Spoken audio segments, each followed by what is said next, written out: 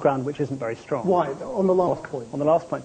Because I think what those of us who want to see marriage expanded want to open up the definition of marriage to include those who want to form and celebrate stable, lifelong commitment in the eyes of God and of society. And I think that there are strong biblical justifications for opening up the definition in that way. Malcolm Brown, why don't you want to?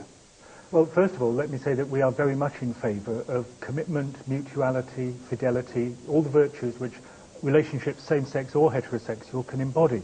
But the definition of marriage, as one of your respondents just said, is traditionally and for many centuries between a man and a woman for life. But why don't you want to change it, as your colleague here says? Because you could only open it up, as Giles puts it, by actually hollowing it out for the people who believe that there's something intrinsic in marriage about a man and a woman and the possibility of having children. So you're saying if you allow a gay marriage, the heterosexual marriage is in some way demeaned or devalued or destroyed? Over time, not my marriage now, but over time my children, my grandchildren's understanding of marriage will be reduced by that amount. What do you think of that?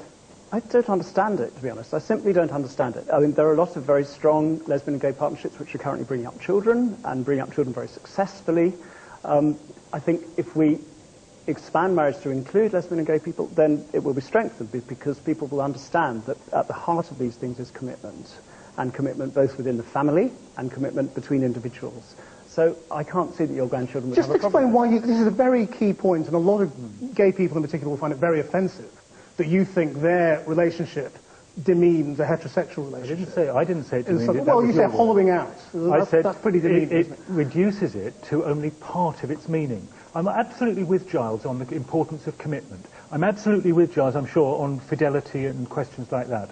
I'm saying that there's more to marriage as currently understood than that. It involves it, and yes, all sorts of people, including gay and lesbian people, bring up children. But there's something quite important about being brought up also with your biological parents. What about the broader point in Darshan Soni's piece from another of your colleagues saying, have you not noticed what's going on in the world? You know, they're not more important things to be talking about right now than this. Well, that's, of course, an argument used on both sides. By those who don't want gay marriage, say the government should be concentrating on other things, and by people who do, saying the church should be concentrating on other things. I think, like the government, the Church of England is a big enough organisation to do a bit of multitasking. Same thing goes for you, doesn't it? I mean, well, you've got better things to do as well. Yes, I've got many better things, like working in my parish in South London. But I think part of the problem is that at the moment the Church's position means that it can't speak with authority on anything else, because it's perceived as being homophobic. It's perceived as excluding a whole range of people from full membership. Because what you're both saying, really, is that this will destroy the Church in some way.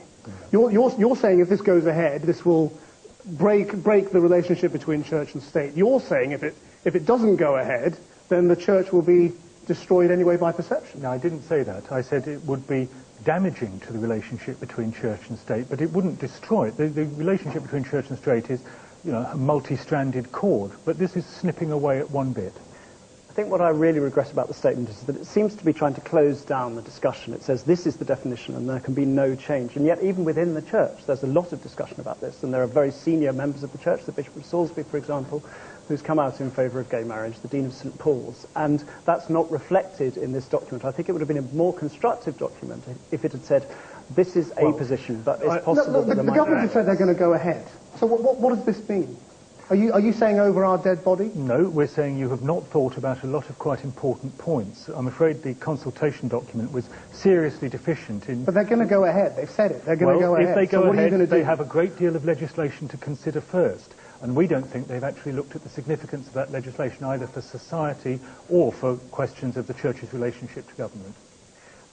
Clearly there's work to be done, and we'll wait and see what form the legislation is actually presented in. But the principle is a good one. The principle needs to be supported. The principle that gay relationships are equivalent to heterosexual relationships and should receive the same respect within society. I think my problem is this, however you frame it, civil partnerships are in some way less significant, less important. The same respect, but don't call to different things by the same name. We must leave it there. Canon Giles Goddard, Reverend Dr. Malcolm Brown, thank you both very much. John.